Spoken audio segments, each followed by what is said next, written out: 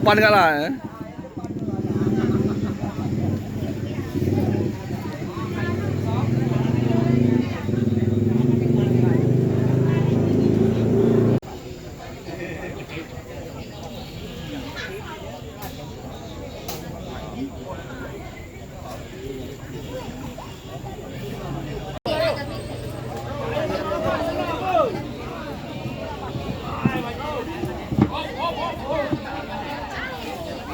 Ano, sope, apa ini? Kami jam 8.12 ditemukan berada dekat dengan TKP.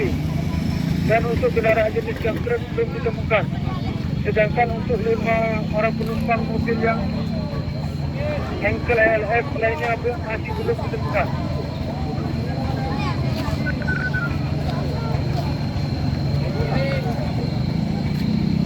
Dari sisi ancaman.